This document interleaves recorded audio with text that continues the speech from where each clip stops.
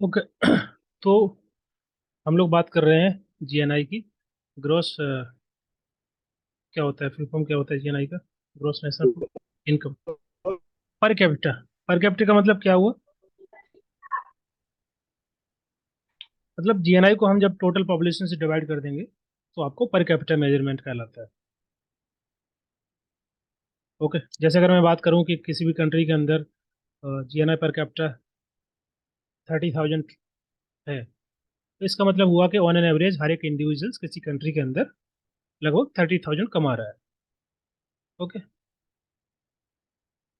अगर हम जीएनआई को जो है डिवाइड कर देते हैं पॉपुलेशन से, देन वो आपका कहलाता है पर कैपिटा। ओके, तो वही मैं बात कर रहा हूँ जीएनआई पर कैपिटा की, जिसमें हम देखते हैं कि मतलब मेजर करते हैं average income earn by every individuals in a country. Okay, वो दर्शाता है किसी भी लोगों का वेलबींग को और उसकी स्टैंडर्ड ऑफ लिविंग को दर्शाता है। तो these are the three parameter जो कि हम लोग इसमें यूज करते हैं अंडरस्टैंड करने के लिए एच डी आई को, ह्यूमन डेवलपमेंट इंडेक्स। यहाँ तक क्लियर है सभी को? Yes sir. इंडिया की रैंक क्या है अभी? क्लियर है सर, क्लियर है। हाँ, 2022 में। ये बेसिकली आपका पुराना वाला है, अभी वो आ रहा है 2021 एंड 2022 वाला। हाँ, म्यूट म्यूट कर लीजिए, चैट बॉक्स में लिखिए प्लीज सभी लोग। म्यूट कर लीजिए, बैकग्राउंड नॉइज आ रहा है। Everyone please mention in the chat box what is the rank of India in this index 129। और बाकी के लोग बताइए।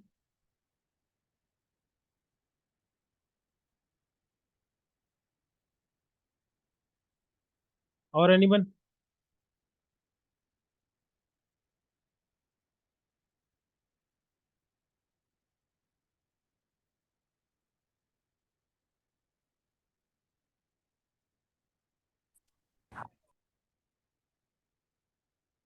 सर अभी न्यू में तो कोई नई रैंक नहीं आ रही है इसकी। ये 129 तो नहीं है ना?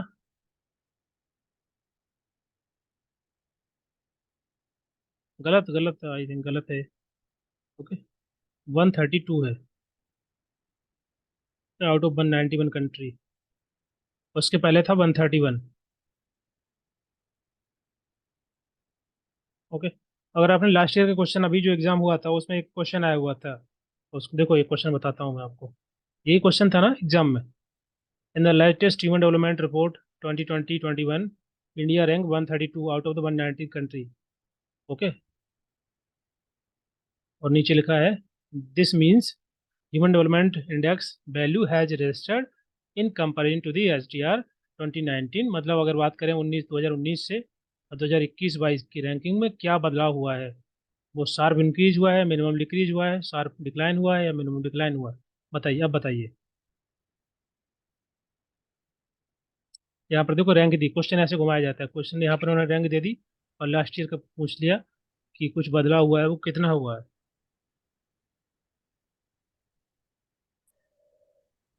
सब डी आंसर होगा। ऑप्शन नंबर डी होगा, मिनिमम डिक्लाइन हुआ है। कितना हुआ था पहले? अभी जैसे इसमें लिखा है 2021-20 की 132 है, और 2019 की थी आपका 130, कितना था, 1। ओके, तो थोड़ा सा डिक्लाइन हुआ था।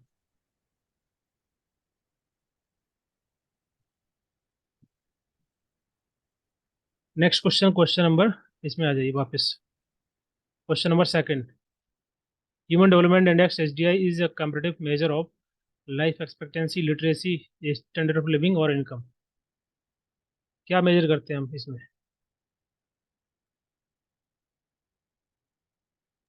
Sir C answer. क्या होगा? Sir option A number, B and D second answer. A B D. ये होगा ना सर। देखो अभी अभी हम लोग डिस्कस किए हैं, कुछ लोग आंसर सी मार्क कर रहे हैं। सी कैसे होगा? अभी मैंने बताया था कि लाइफ एक्सपेक्टेंसी होता है उसमें लेते हैं, और एजुकेशन लेते हैं तो आपका लिटरेसी हो गया, और इनकम लेते हैं ना, स्टैंडर्ड ऑफ लिविंग, तो उसके अंदर आएगा। Okay, gross income, national income per capita जो देख रहे होते हैं उसके अंदर आपका आता है, मतलब लाइक किसी इंडिविजुअल पर्सन के द्वारा जो इनकम अर्न की जा रही है एक साल में, ओके, वो दिखाता है उसकी वेलबींग को, उसके स्टैंडर्ड ऑफ लिविंग को। So these are the measure that we measure life expectancy and income and literacy. तो आपका ए, बी और डी होगा। Okay,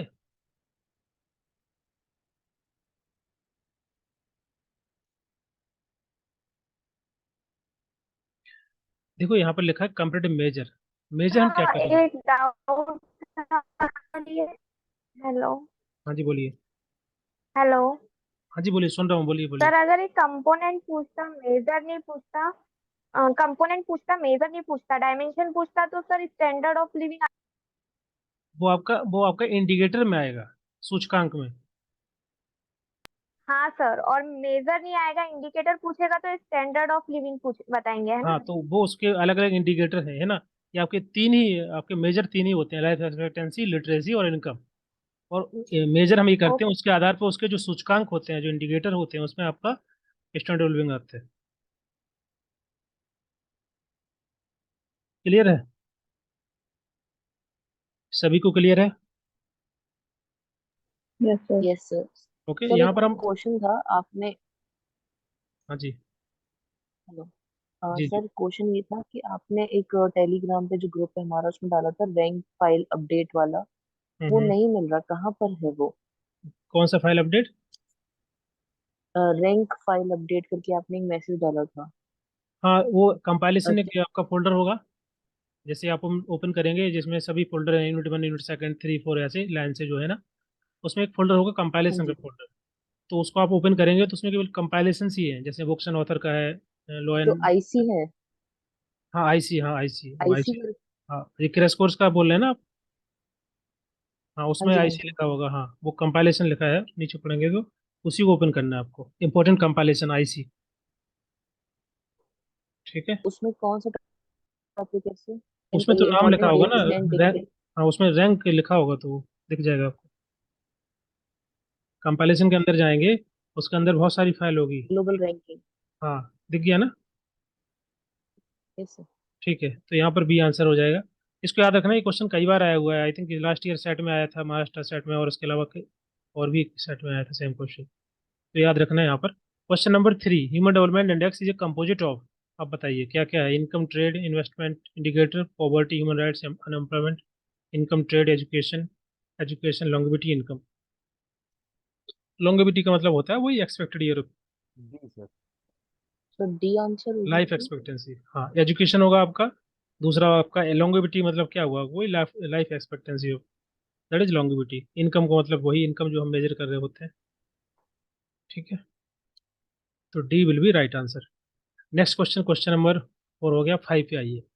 which of the following, इसको ये सभी क्वेश्चन मैंने इसलिए लाइन से लगा दिए हैं, जितने भी एचडीआई को लेकर के क्वेश्चन आए हुए हैं अभी तक, उन सबको मैंने सीक्वेंस में लगा लिया है, ताकि एक साथ इकट्ठे डिस्कस कर लेंगे। जैसे ये पहला क्वेश्चन हो गया, इससे अगर क्वेश्चन आएगा तो इस प्रकार से क्वेश्चन बन सकता है। दूसरा, एचडीआई के जो भी कंपटीटिव मेजर हैं उनको यहाँ से समझ सकते हैं। ओके, बाकी के अगर थोड़ा घुमा के देंगे, वो थोड़ा सा जो है वर्ड को चेंज कर सकते हैं, तो लॉन्गिविटी जैसे कुछ लिख सकते हैं, तो यहाँ से आप समझ पाएंगे। नेक्स्ट है कि रैंकिंग पूछ ली जाती है, तो क्या रैंक है उसको आपको समझ लेना है, जो मैंने उसमें पीडीएफ में भी दिया दिया हुआ है, तो वहाँ से आप देख लेना। ओके, ऐसा क्वेश्चन बन सकता है। दूसरा क्वेश्चन ये बन सकता है, which of the following are the dimensions of the measurement of human development report release by the UNDP. क्या होगा बताइए? बहुत ही आसान क्वेश्चन है। Sir ABC। बिल्कुल, देखो यहाँ पर डेमोग्राफिक डिविडेंड की बात ही नहीं की इन्होंने, केवल हम लोगों ने बात की थी लाइफ ABC। की, और एजुकेशन की, और आपका डिसेंट स्टैंडर्ड ऑफ लिविंग की। ये तीनों चीज़ों की बात की हमने की थी, दीज आर द डायमेंशन, तो आपका एबीसी हो जाएगा। D answer. Okay, next question, question number six. अब यहाँ पर नीति आयोग से क्वेश्चन आते हैं एग्जाम में, तो नीति आयोग के कुछ क्वेश्चन हम लोग देख लेते हैं। नीति आयोग का फुल फॉर्म क्या है? Yes sir. National institution for transforming India. Transforming India. बिल्कुल बिल्कुल, पहला वाला करेक्ट हो जाएगा। ओके, इसको कब बनाया गया? नीति आयोग को कब फॉर्म किया गया? बताइए। 2015 में सर तो 2015 में 1 जनवरी। 1 जनवरी 2015। बिल्कुल। इसका क्या ऑब्जेक्टिव है, मैंने वैसे फोटो शेयर किया हुआ था, इसको क्यों बनाया गया, क्या ऑब्जेक्टिव है, किसको रिप्लेस किया नीति आयोग ने?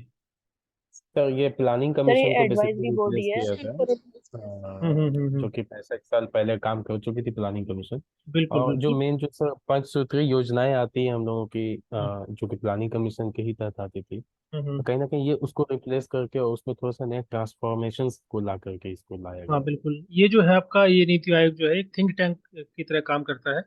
ओके, डायरेक्शंस देता है, पॉलिसी इनपुट देता है, और ये आपकी डाउन टू टॉप अप्रोच है। ओके, इस प्रकार से। और जो आपका प्लानिंग कमीशन था, टॉप टू बॉटम अप्रोच था उसका। Top to down. बॉटम बोल सकते हैं, टॉप टू बॉटम अप्रोच था प्लानिंग कमीशन का, और ये जो आपका नीति आयोग है इसका, okay, top to, sorry, bottom to top approach है। मतलब नीचे, जैसे फॉर एग्जांपल जो भी रिकमेंडेशन स्टेट से दी जाती है, इस प्रकार की जो भी अगर प्लानिंग बने, कुछ भी होगा, पॉलिसी बनाई जाएगी, कुछ प्रोग्राम बनाया जाएगा, तो जो चीफ मिनिस्टर्स होते हैं उनका इनपुट लिया जाता है, जो मिनिस्टर्स होते हैं उनका इनपुट लिया जाता है। पहले ऐसा नहीं होता था। जो प्लानिंग कमीशन थी वो डायरेक्ट जो भी सेंटर के द्वारा बनाया जाता था, जो भी प्रोग्राम है, पॉलिसी है, कुछ भी, उसको स्टेट लेवल पे उसको इम्प्लीमेंट करना होता था। ओके, तो ये जो है, इसके पास ज़्यादा पावर नहीं है, kind of think tank. Okay, recommendation देता है, पॉलिसी को लेकर के पॉलिसी इनपुट देना, डायरेक्शन देना, ये सभी काम होते हैं इसके। तो इसका जो मेन ऑब्जेक्टिव है कि किस प्रकार से जो है, ये जो भी इकोनॉमिक पॉलिसी होती है, कैसे उनको बनाना है, क्या प्रोसेस होने चाहिए, वो सभी चीज़ों के बारे में ये जो है बताता है। और चेयरमैन कौन होते हैं इसके?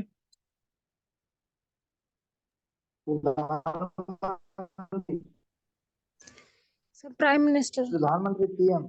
हाँ, ओके। वाइस चेयरमैन कौन है? राजीव कुमार। और चैट सर बॉक्स में, राजेश करके कुछ है। चैट बॉक्स में लिखिए, सब लोग लिखिए।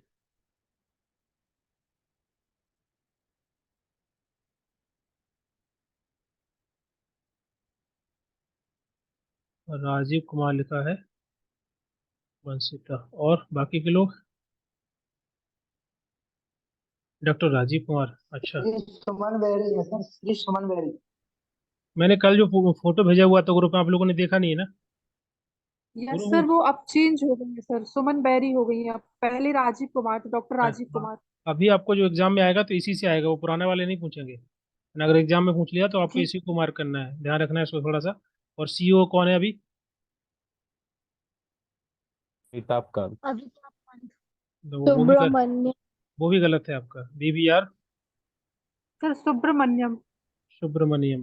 ओके, ये अभी ज्वाइन किया है, तो इसको आपको याद रखना, फरवरी में ज्वाइन किए थे, अभी काफ़ी टाइम हो गया।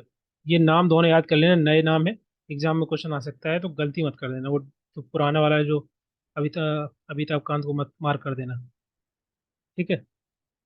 ये दोनों नए नए हैं, तो दोनों को आपको अच्छे से याद कर लेना, एग्जाम में आ सकते हैं। क्लियर है?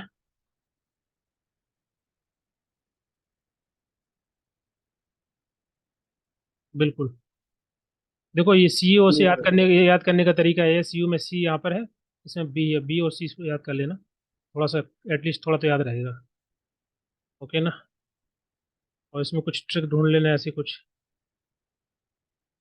देखो क्या होगा इसमें, कुछ भी बना सकते हो, यहाँ पर भी है, यहाँ पर वाई है, तो इस प्रकार से कुछ बना सकते हो, वो अपने हिसाब से बनाना होता है ना? मैंने एक वीडियो भेजा हुआ था कैसे निमोनिक्स बनाते हैं, आप लोगों ने देखा उसको? हाँ सर, किसने देखा, सभी शॉर्ट ने टर्म देखा? में, शॉर्ट टर्म।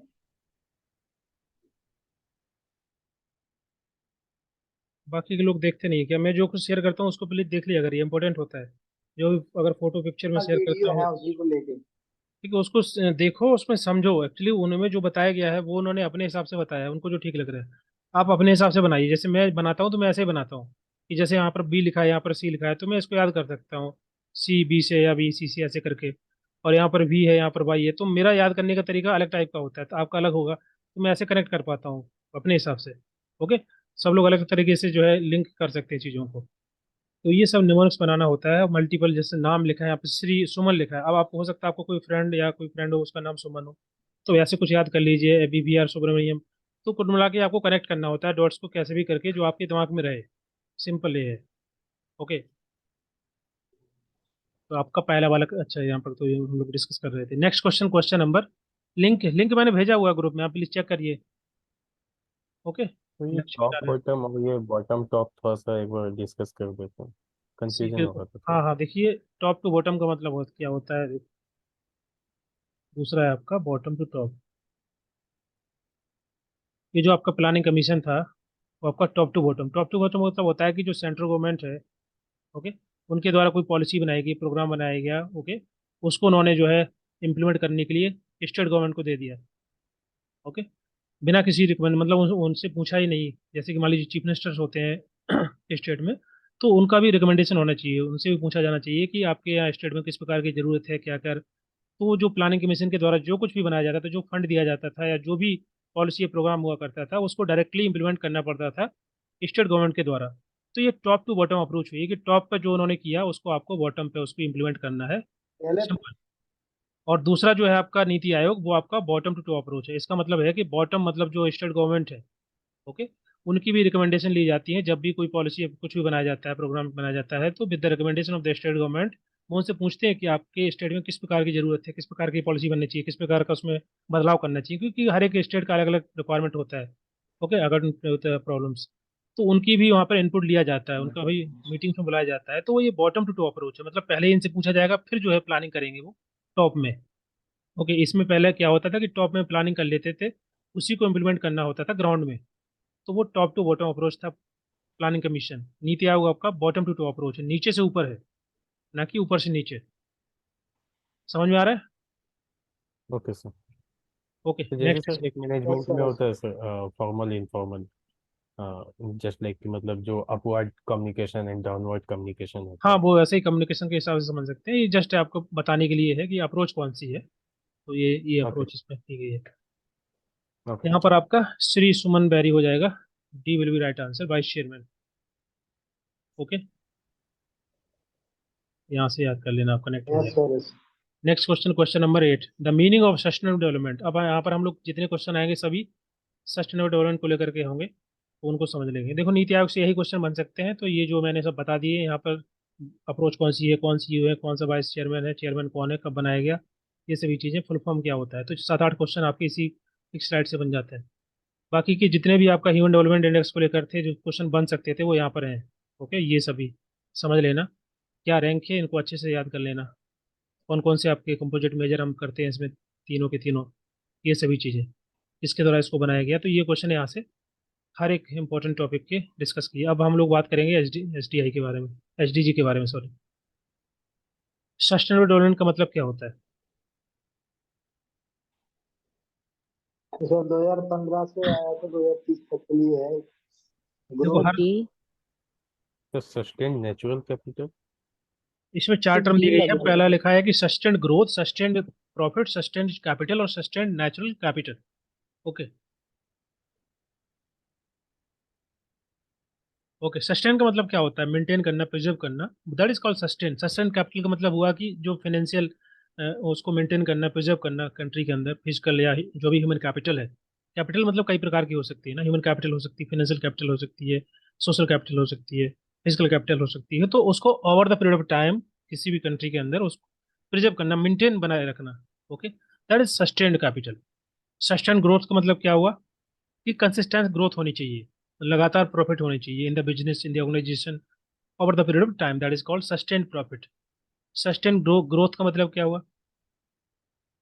मतलब continuous growth, long term growth, long term increase in the income, income output जो भी है, या जैसे कि जीडीपी है, ग्रोस डोमेस्टिक प्रोडक्ट है, तो उसके जो इंडिकेटर्स होते हैं उनमें लगातार बदलाव, पॉजिटिव, इन वो आपका कहलाएगा सस्टेन ग्रोथ।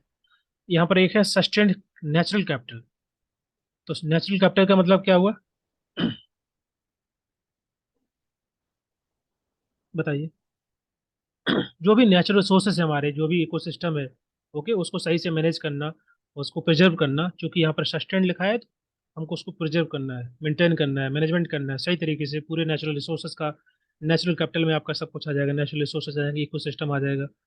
मतलब लंबे समय के लिए, लॉन्ग टाइम के लिए इसको बनाए रखना, सस्टेन करना। ओके, क्योंकि कहीं ना कहीं sir natural nature, naturally.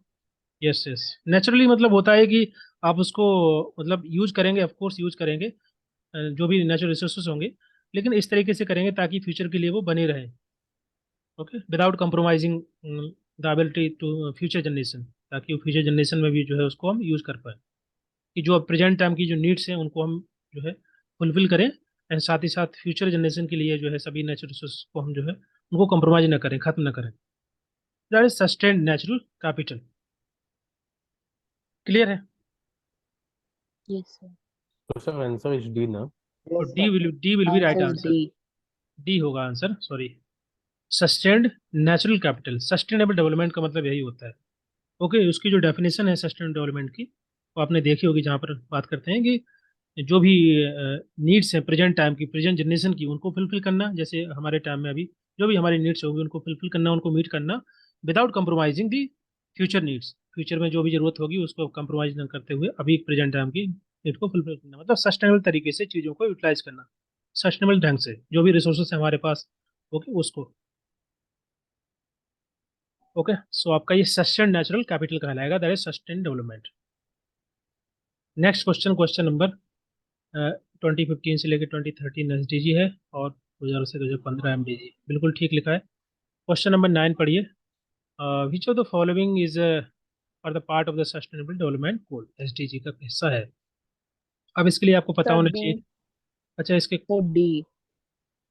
Okay, consumption climate and food आएगा 1 to 4। 1 to 4, 4 क्राइम में मतलब आएगा। फूड आएगा, फूड आएगा उसमें, फूड यस आएगा, सर। ठीक है। क्राइम आएगा, कैपिटल कंजम्पशन, सर नहीं। पीस के बारे में कहते हैं तो सर क्राइम नहीं आएगा? हाँ, क्राइम नहीं आएगा, क्राइम नहीं आएगा, बताइए कौन कौन सा कंजम्पशन क्लाइमेट फूड। क्राइम नहीं है इसमें। D. Consumption climate food. Consumption climate food, okay. Consumption कौन से वाले गोल के अंदर है? Sir SDG, course SDG goals sustainable पे है, development. like we have like 17 sustainable development goal, so under which goal yes we sir. can say that this consumption is the part of that, like यहाँ पे लिखा है ना is the part of SDG goals, then which goals talk about the consumption?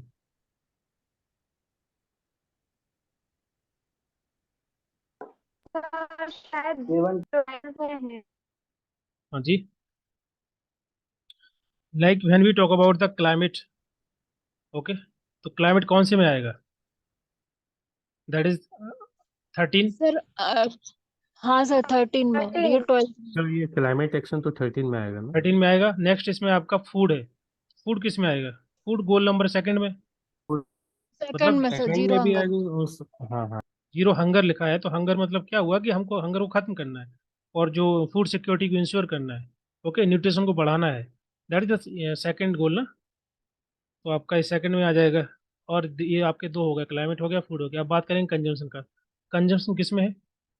Sir एक sir sir इसका 12 16 में। जो गोल है सर, पीस एंड हाँ जस्टिस, हाँ, तो सर पीस क्या है, उसमें ये क्राइम नहीं आएगा क्या?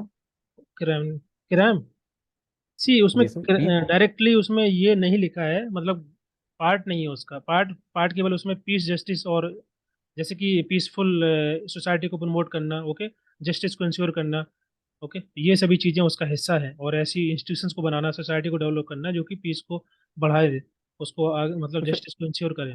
तो क्राइम उसका डायरेक्टली हिस्सा नहीं है, मतलब ऐसा नहीं लिखा है कि वो गोल के अंदर क्राइम बोला गया हो। ऐसे ऐसे तो एक्चुअली हम कुछ भी देखेंगे तो कुछ ना कुछ हिस्सा निकल ही आएगा, है ना, लेकिन वो पार्ट नहीं है उसका। पीस और जस्टिस उसका पार्ट है। चूंकि हम पीस को बढ़ाएंगे, जस्टिस को इंश्योर करेंगे, तो क्राइम तो कम होगा ही होगा, मतलब आपको इनडायरेक्टली वो उसका हम जोड़ के देख सकते हैं, लेकिन that is not directly part of the sustainable development goal. जो हेडिंग आप देखेंगे जो भी 17 है, उसमें डायरेक्टली यहाँ पर कहीं जी। नहीं लिखा होगा क्राइम। हाँ सर डायरेक्टली तो नहीं, बस सर ये समझ रहा था मैं कि कहीं उसके इंडिकेटर्स एंड ऑल में हो, it may okay, be possible. अब एक बचा हुआ अपना, दैट इज द कंजम्पशन। अब कंजम्पशन देखिए कौन से वाले में आ सकता है? रिस्पॉन्सिबल 12 में। Consumption and production, that is 12, right, मतलब यस सर। सस्टेनेबल कंजम्पशन को इंश्योर करना, प्रॉपर तरीके से प्रोडक्शन हो, पैटर्न को इंश्योर करना, that is responsible consumption and the production, 12 वाला होगा। ओके, तो इसमें आपका कौन सा हो जाएगा? पहला हो जाएगा, सेकंड हो जाएगा, और थर्ड, सॉरी, फोर्थ हो जाएगा। तो B will be right answer. इसको थोड़ा दोबारा साफ कर देते हैं। ये 12 है। क्लाइमेट कौन से में है? 13 में। 13। फूड 13 आपका सेकंड में है। सेकंड। ओके, तो सभी के सभी जो आपके टोटल 17 गोल हैं उनको एक बार रिवाइज कर लेते हैं। कौन कौन से हैं? पहला है आपका पॉवर्टी नहीं होनी चाहिए, नो पॉवर्टी। पॉवर्टी। ओके, मतलब पॉवर्टी को खत्म करना हर जगह से। दूसरा भी बताया मैंने, zero hunger. Zero zero hunger. Hunger. Food security ensure करना और न्यूट्रिशन लेवल को बढ़ाना। तीसरा आपका हेल्थ, गुड हेल्थ होनी चाहिए। हेल्दी। वेलबींग को बढ़ाना, healthy life good health. Ensure करना, प्रमोट करना वेलबींग को। नेक्स्ट है आपका quality education. Policy education. Okay, inclusive education ensure करना सभी को, ताकि सब तक पहुंच पाए। क्वालिटी एजुकेशन इंश्योर करना, अपॉर्चुनिटी टू ऑल, वही वाला कंसेप्ट। नेक्स्ट है आपका फिफ्थ वाला, gender. Gender gender, equality. Gender equality. Okay, महिलाओं को एम्पावर करना, गर्ल्स को एम्पावर करना, जेंडर इक्वालिटी अचीव करना। नेक्स्ट है आपका 6 number, clean water and clean water sanitation. Sanitisation. And sanitation. Okay, कि सही तरीके से हम वाटर को कैसे मैनेज करेंगे, सस्टेनेबल तरीके से कैसे यूज करेंगे, ये सभी सैनिटेशन को इंश्योर करना। नेक्स्ट है आपका अफोर्डेबल एनर्जी, क्लीन एनर्जी। बिल्कुल clean energy. Energy. Energy. Energy affordable, that should B affordable, मतलब रिलायबल हो, अफोर्डेबल हो, सस्टेनेबल भी हो। ओके, रिन्यूएबल एनर्जी की बात कर रहे हैं। नेक्स्ट है आपका 8 number, work, decent work, decent work. Economic growth. Economic growth. Okay, employment मतलब रोजगार मिले सबको, प्रोडक्टिव रोजगार हो, अच्छा सा काम मिले। नेक्स्ट है आपका 9, industry innovation infrastructure. Industry innovation पे ध्यान देना, इंफ्रास्ट्रक्चर को बढ़ाना, बेहतर करना। ओके, नेक्स्ट है आपका आएगा 10, इनक्वालिटी को कम रिड्यूस करना, इनक्वालिटी। इनक्वालिटी को रिड्यूस करना है। ओके, नेक्स्ट है 11 number, sustainable cities and cities and communities. Sustainable cities and the community. सब लोग देख के लिख सकते हैं, ऐसा नहीं है सबको याद नहीं रहता है, तो देखिए तो एटलीस्ट कम से कम दिमाग में रहेगा। नेक्स्ट है आपका 12, अभी जो बात किया था, रिस्पॉन्सिबल रिस्पॉन्सिबल कंजम्पशन। ओके, ये वाला कंजप्शन एंड रिस्पॉन्सिबल कंजम्पशन सब। बिल्कुल। 13 वाला आपका ये है क्लाइमेट। ओके, क्लाइमेट एक्शन मतलब जो भी रिक्वायरमेंट अभी क्लाइमेट चेंज को कम करने के लिए, कॉम्बैट करने के लिए, उसके इम्पैक्ट को कम करने के लिए हम जो भी एक्शंस ले सकते हैं लेंगे। और 14 नंबर कौन सा है? Life below the life below. Water. बिल्कुल, लाइफ मरीन ब्लू जो वाटर। जो मरीन इकोसिस्टम है हमारा, उसको बचाना है, ओशियंस को, सीज को, उसको बचाना है, सस्टेनेबली यूज करना है, कंजर्व करना है वाटर को, वो आपका लाइफ बिलो वाटर आएगा। नेक्स्ट है आपका 15, life on the land. Land. बिल्कुल, जैसे लाइफ ऑन लैंड। हाँ बिल्कुल बिल्कुल, life on land. Land degradation हो रहा है, उसको कैसे हम कम कर सकते हैं, बायोडाइवर्सिटी लॉस हो रहा है, उसको कैसे हम रोक सकते हैं, फॉरेस्ट जो है डिफोरेस्टेशन हो रहा है, उसको कैसे हम सस्टेनेबली यूज कर सकते हैं। तो जो हमारा टेरेस्ट्रियल इकोसिस्टम है जमीन पर जो है, उसको सस्टेनेबल तरीके से प्रमोट करना, रिस्टोर करना और बचाना, प्रोटेक्ट करना, that is come under the 15। Next है आपका 16 नंबर, जो अभी बात कर रहे थे, पीस की, peace and peace justice. Justice वाला। और 17 होगा आपका पार्टनरशिप। पार्टनरशिप। ओके, ताकि जो गोल हमने बनाए हैं जितने सभी के सभी, उनको हम अचीव कर पाएं। सो पार्टनरशिप ग्लोबल लेवल पे पार्टनर होने चाहिए। जैसे कि टेक्नोलॉजी ट्रांसफर करना, जो डेवलप्ड कंट्री है वो टेक्नोलॉजी देंगे डेवलपिंग कंट्री को, अंडर डेवलप्ड कंट्री को, ताकि सही तरीके से ये जो गोल्स हैं उनको अचीव करने में उनको मदद मिलेगी, इम्प्लीमेंटेशन सही तरीके से कर पाएंगे। तो ये सभी के सभी आपका 17 के अंदर जाएगा, पार्टनरशिप के अंदर। So these are the goal. Okay, clear है सभी को? और इसका जो टाइमलाइन है सस्टेनेबल डेवलपमेंट का गोल का, वो आपका क्या है? 2030 तक। 2030 तक का। 2030। और जो जी एमडीजी सर। थे वो हमारे, वो कहाँ से कहाँ तक? सर वो 15 तक 2000। क्या। 2015 2015 से 2030 तक 2000 से सर 2015 तक थे सर। तक थे ना, अभी तो उसके बाद ये आया। और एमडीजी जी सर। 2002 से एमडीजी के सर 8 कंपोनेंट थे ना। हाँ जी, और इसमें आपके एमडीजी में 8 component। एमडीजी में कितने? 8 थे। ये sir yes 8 sir. Yes. Component. और इसके अलावा इसका गोल कितने? गोल, सॉरी, 1 सेकंड कितने टारगेट थे इसमें एमडीजी में? 169। 169 तो आपका एसडीजी में है। एसडीजी में आपके जो टारगेट वो है, वो आपके अब 160, 48 सर। 48। 3 थे सर टारगेट। सर ये टारगेट जो हमारे इंडिकेटर्स भी यही होते हैं ना। टारगेट मतलब और भी आ जाएंगे इसमें, बहुत सारी चीजें ऐड कर देंगे वो, क्या क्या टारगेट है उनका वो सभी चीज। इंडिकेटर अलग होते हैं। इंडिया मतलब सूचकांक, जिसके टारगेट के अंदर जो जो चीजें होंगी, जैसे कि हम लोगों ने डिस्कस किया अभी जो स्टैंडर्ड लिविंग, वो आपका इंडिकेटर है, सूचकांक है। और इसी प्रकार के इंडिकेटर्स होते हैं, बहुत सारे इंडिकेटर होंगे, वो सब इसके अंदर वो डिटेल में नहीं पढ़ना इंडिकेटर 230 है सर, सर है। एमडीजी में सर एमडीजी 230 में इंडिकेटर, 48 इंडिकेटर्स। हम्म एमडीजी में 48 कितने थे सर, कोई? इंडिकेटर एमडीजी में 48 है, 230 है एसडी में। ओके। अच्छा, इसमें एक चीज और है,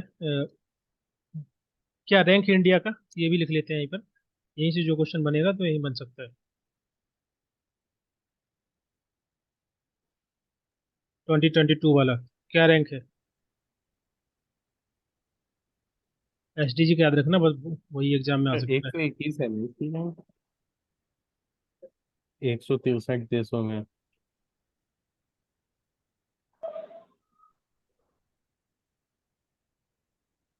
रैंक कितना है, क्या बोल रहे हैं, कितना? 120? Sir sir 121। 120, हाँ 120, 120, हम्म 120 और फर्स्ट पे है फिनलैंड, सेकंड पे स्वीडन, थर्ड पे डेनमार्क। ओके, 121 यही है ना? 120 सर, 120। 2022 में?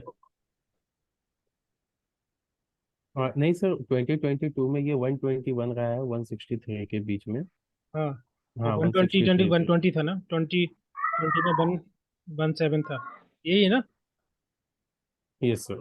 सर सर गूगल पे 136 दिखा रहा है 2022 में। 136 किसका? इसका नहीं होगा ना 136, ये सस्टेनेबल डेवलपमेंट गोल का।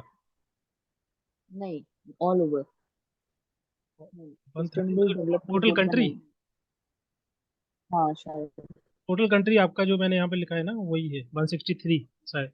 मतलब यही कंफर्म है, मैंने देखा हुआ था, दोबारा चेक कर लूंगा एक बार अगर ऐसा नहीं है तो, है ना?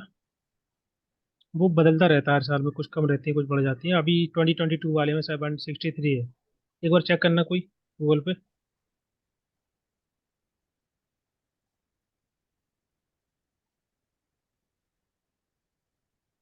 सर 121 ही है। नहीं, आउट ऑफ कंट्री 163 है, सही है, मैंने अभी देखा है, 163 है, करेक्ट है। ओके, ये रैंक ठीक है। Next question, question number 10। यहाँ तक क्लियर है सभी को? ये सभी लिख लेना एक बार अच्छे से।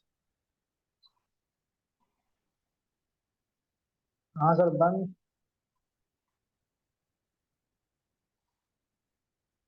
121 है, सही है sir. Okay, next question, question number 10। Which of the following are the prime focus of sustainable development goal? जो मेन फोकस कहाँ कहाँ पर है? पीस, प्रॉस्पेरिटी, प्लानिट, पार्टनरशिप और पीपल। प्लीज म्यूट कर लीजिए। D. Sir D. Sir D. Okay, तो यहाँ पर जो मल्टीपल डायमेंशंस यहाँ पर लिखे हैं सस्टेनेबल डेवलपमेंट के, people, planet, prosperity, peace and the partnership, सभी डी सभी सही सर। हो जाएंगे। ओके, इसमें किसी को डाउट तो नहीं है? इसमें किसी को समझना है अगर planet, people, prosperity, peace, partnership में कुछ? No sir. पीपल का मतलब है कि एसडीजी गोल्स के अंदर प्योरिटाइज किया जाएगा कि लोगों की वेलबींग को बढ़ाना, उनके अधिकारों की बात करना, एम्पावर करना, वो पीपल की बात कर रहे हैं। प्लानिट का मतलब जो अभी हम लोग चर्चा कर रहे थे कि एनवायरमेंटल को, मतलब एनवायरमेंट को बचाना, उसको इम्पोर्टेंस देना, प्रोटेक्ट करना, प्लानिट के रिसोर्सेज जो भी हैं, ओके, नेचुरल रिसोर्सेज को बचाना, कंजर्व करना, वो आपका प्लानिट के अंदर आएगा। प्रॉस्पेरिटी मतलब इंक्लूसिव सोसाइटी बनाना, इंक्लूसिव सस्टेनेबल इकोनॉमिक ग्रोथ होनी चाहिए, डिसेंट वर्क अपॉर्चुनिटी मिलनी चाहिए सबको, दैट इज प्रॉस्पेरिटी के अंदर। पीस हो गया, पार्टनरशिप हो गई, कोलोबरेट करना, पार्टनरशिप करना डिफरेंट गवर्नमेंट को, different country, civil society, businesses, that is called partnership. तो D will be right answer. Next question, question number 11। 2030 agenda for the sustainable development is attributed to, किस, बताइए कौन सा होगा ये जो a 2030 agenda? UNDP. Okay, option sir. Yes sir. ये will be right answer, development programme. Next question, question number 12। अब देख, ये जो क्वेश्चन है ना, ये वाला क्वेश्चन और ये वाला क्वेश्चन दोनों एक ही पेपर में आया हुआ था। ये आई थिंक ये वाला पेपर मैंने दिया था, दिसंबर 2019 का है आई थिंक। ये इसमें दोबारा भी आ गया होगा शायद, लेकिन ये क्वेश्चन दोनों एक ही एग्जाम में आए हुए थे, तो मुझे पता नहीं था, मतलब उस समय मैंने नहीं याद था मुझे, मैंने पहले यहाँ देखा तो इसको यहाँ देखा, तो मैंने दोनों आंसर मार्क कर दिए थे फिर सही। तो आपको थोड़ा ध्यान देना होगा एग्जाम में, कभी कभी इतने सारे क्वेश्चन होते हैं ना, तो किसी किसी का आंसर मिल जाता है। हम्म।